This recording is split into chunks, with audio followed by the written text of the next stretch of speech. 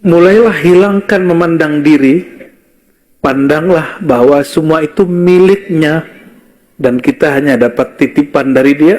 Jika kita nggak dipuji, kita akan kembalikan hanya dia yang berhak terpuji. Oleh karenanya setelah bismillah, ayatnya alhamdulillah, bahwa yang terpuji hanyalah Allah Subhanahu wa ta'ala. Kan tidak ada di situ alhamdulillah, kan nggak ada. Ada nggak? Alhamdulillah rizki, namanya rizki kan? Nggak ada. Yang ada alhamdulillah, pujian itu milik Allah. Maka teman-teman ya, ini saya kasih tahu lagi berkali-kali, saya tidak punya channel YouTube Bang Dik. Jadi kalau ada yang mengatasnamakan kita itu mungkin ada orang yang terlalu kreatif ya. Yang ada yang diurus oleh teman-teman khidmat adalah channel Ribat Nauraniyah.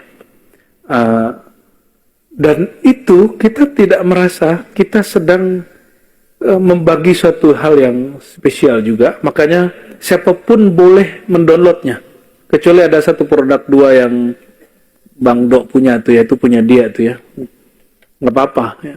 Tapi yang kajian-kajian kita tiap pekan, tiap minggu, itu kita bebaskan, siapapun ambil boleh. Kenapa? Kita tidak menganggap itu bagian dari milik kami ya.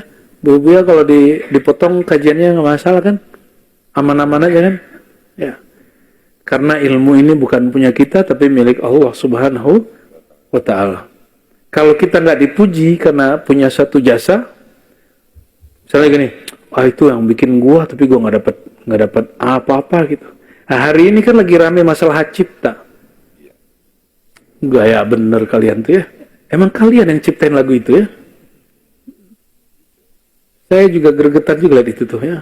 Walaupun kita senang juga ketika pencipta lagu itu diperhatikan, tapi ini sudah berlebihan kita lihat. Ya, emang siapa yang mengilhamkan kalian lagu-lagu itu sehingga kemudian sampai sebelagu itu? Ya. Malulah ke Imam Syafi'i, malulah kepada Nabi Muhammad SAW. Ya. Beliau-beliau tidak pernah merasa dirinya pencipta lagu, pencipta Quran, pencipta kitab, pencipta mazhab. Imam Syafi'i kan nggak pernah mengatakan dia pencipta mazhab. Ini cuma lagu segitu doang, mengklaim dirinya pencipta. Pencipta itu cuma Allah, bro, ya. Jadi malulah menggunakan istilah-istilah begitu ya. Jadi mohon maaf saya dalam hal ini, kita seneng orang-orang yang bikin lagu itu diperhatikan, tapi jangan pertontonkan seperti ini. Khawatir ini istidraj. Istidraj, apa istidraj tadi? Diberi nikmat, bisa buat lagu.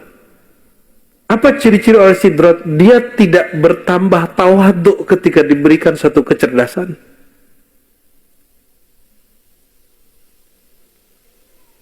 Oleh karenanya, Allah katakan di Quran, ya, di surat misalnya di surat Yasin itu, tidaklah Quran itu syair, walaupun dia lebih indah dari syair.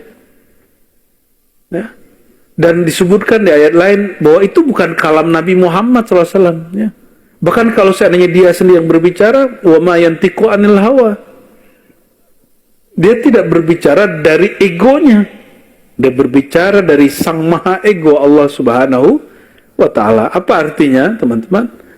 Kenapa sampai hari ini ajaran Sayyidina Muhammad SAW masih relevan? Karena dia tidak mengaku terhadap ajaran itu. Kata beliau, innama ana abdullah wa rasuluh. Aku hanya hamba Allah. Ya, bukan pencipta ajaran Muhammad, ajaran Islam. Kalau orang barat kan menyebutnya agama Nabi Muhammad itu disebut agama Muhammad. Enggak. Beliau tidak pernah mengaku itu ajaran beliau. Jadi ini bab kemakrifatan ya. Kita mendukung usaha orang-orang yang berbicara memperjuangkan hak-hak orang yang membuat lagu, tapi jangan berlebihan. Kenapa? Anda menyebut diri Anda sebagai pencipta, yang mencipta pada hakikatnya Allah Subhanahu wa ta'ala.